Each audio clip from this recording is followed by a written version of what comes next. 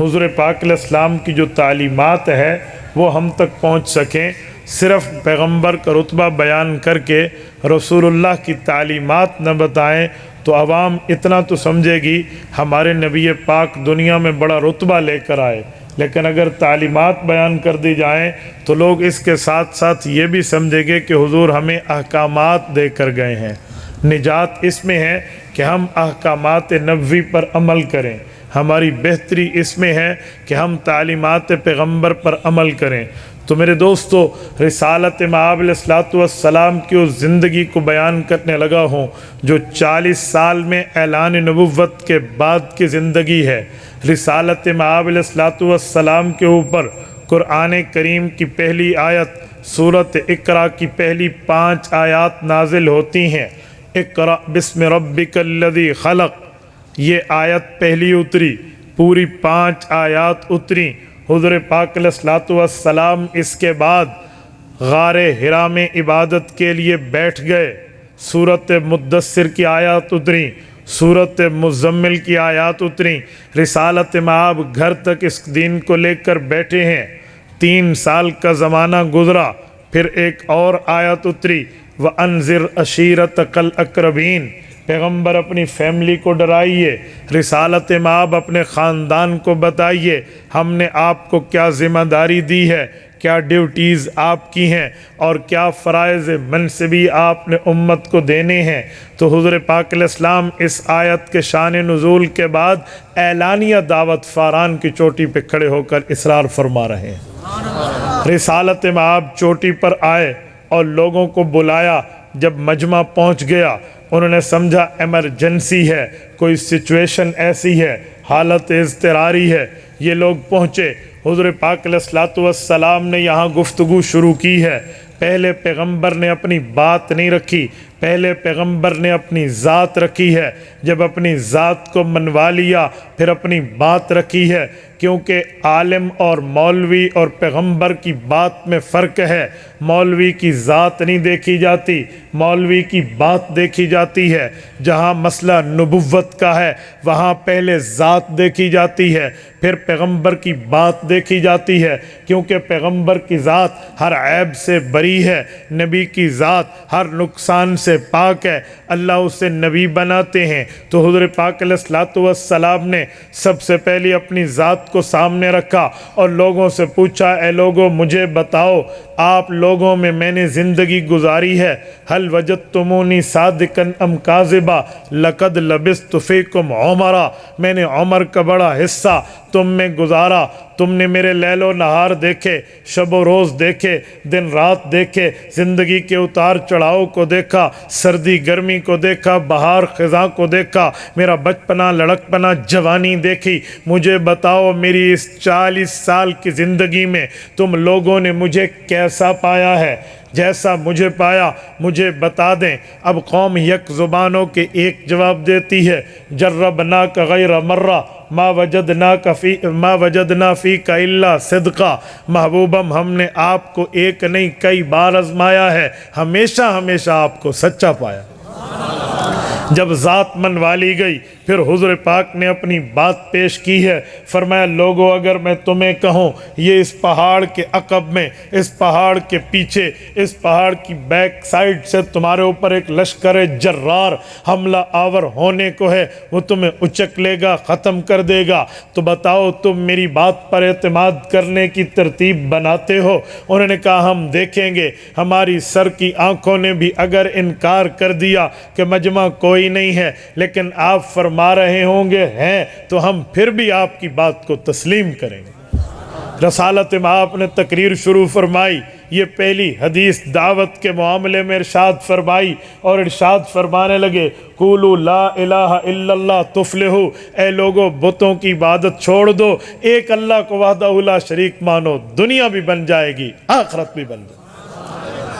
گی۔ یہ پہلی تقریر ہے رسالت مآب کی۔ یہاں سے دین شروع ہوتا ہے، رسالت میں آپ پہ ظلم و تشدد آتے ہیں، رسول اللہ صلی اللہ علیہ وآلہ وسلم کے سامنے بربریت کے پہاڑ توڑ دیے جاتے ہیں، لمبے واقعات ہیں آپ سن چکے ہو، کیا سے کیا نہیں ہوا، میں ایک جھلکی دے کر عملی سیرت پہ آنے لگا ہوں۔ یہاں جب بات پوری ہوتی ہے، وحدہ لا شریک کی دعوت آتی ہے، تو سب سے پہلے زمین پر جس کا ہاتھ گیا ہے پتھر اٹھانے کے لیے وہ کوئی اور نہیں ہے، سگا چچا عبد العزیٰ بن عبد المطلب ابو لہب ہے۔ یہ پتھر اٹھا کے دے مارتا ہے، گستاخی کے جملے کہتے ہوئے یہ کہہ ڈالتا ہے تبا لک یا محمد الہذا جماعتنا، حضور پاک علیہ السلام کی گستاخی کی ہے اور ادھر آنے کا انکار کرتے ہوئے کہا اس بات پہ تو نے ہمیں بلایا، تیرے ہاتھوں کو تکلیف ہو۔ رب کریم نے اس کے جواب میں آیت اتاری تبت یدا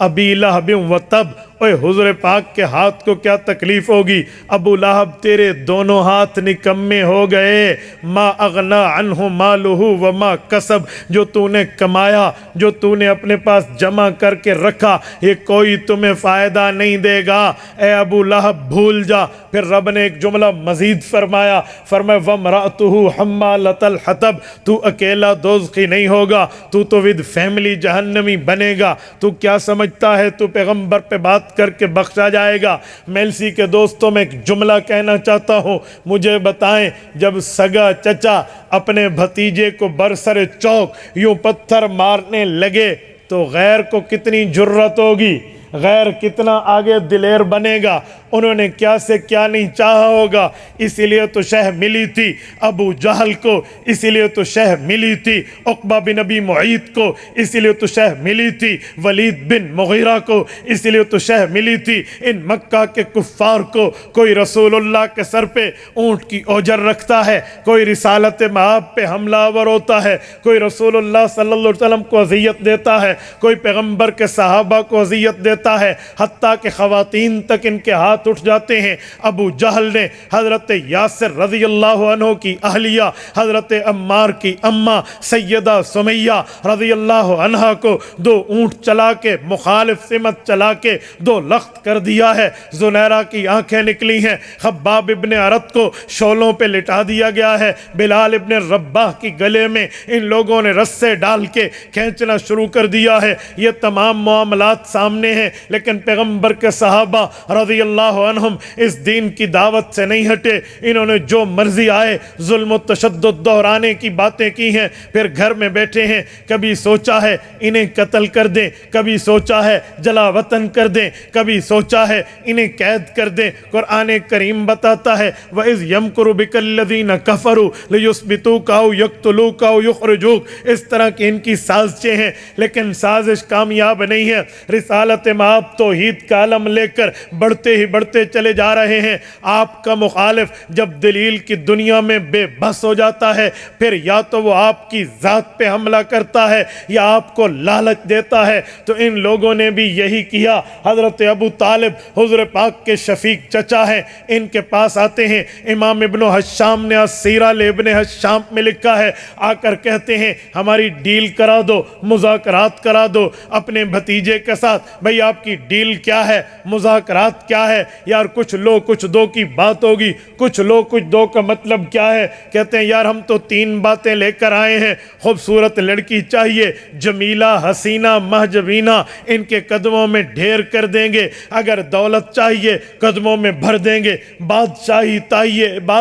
چاہیے تاج پوشی کرا دیں گے۔ بتا اپنے بھتیجے سے ہماری کوئی صلح کلا لے۔ حضور پاک کے پاس حضرت ابو طالب آئے ہیں، آ کر مکہ کے کافروں کی بات بتائی ہے۔ حضرت امام ابن حشام لکھتے ہیں رسول پاک نے اپنے چچا کی بات سن کے حضور پاک علیہ السلام نے چچا کو جواب دیا یا امی لو وضع الشمس علی یمینی والقمر علی یساری الا ان اترک ھذا الامر ما ترکتہ، میرے پیارے چچا جان یہ تو دنیا کی لڑکی کی لالچ ہے، دنیا کی دولت کا لالچ ہے، دنیا کی بادشاہی کا لالچ ہے۔ اگر یہ لوگ آگے بڑھیں اور آگے بڑھ کے کہیں کہیں زمینی خزانے تو ہیں ہی تیرے، ہم آسمان سے باتیں کرنے لگے ہیں، ہم آسمان کے سورج پہ جائیں گے، اس کی منت ترلا کریں گے، اس کی معافی مانگیں گے، اس کی منت کر کے اس کو نیچے اتاریں گے اور میرے دائیں ہاتھ پہ رکھ دیں گے، کہیں گے صبح شام کا ذمہ دار تو ہے۔ پھر یہ چاند کے پاس جائیں گے، اس کے پاؤں پکڑیں گے، اس کے گھٹنے پکڑیں گے،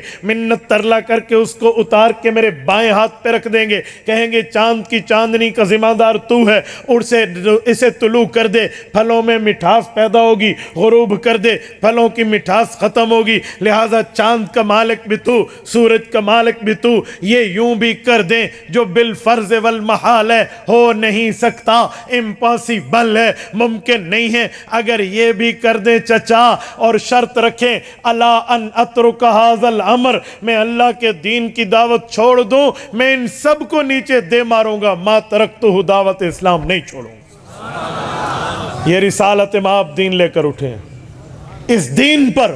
حضور پاک علیہ الصلوۃ والسلام نے مار کھائی ہے،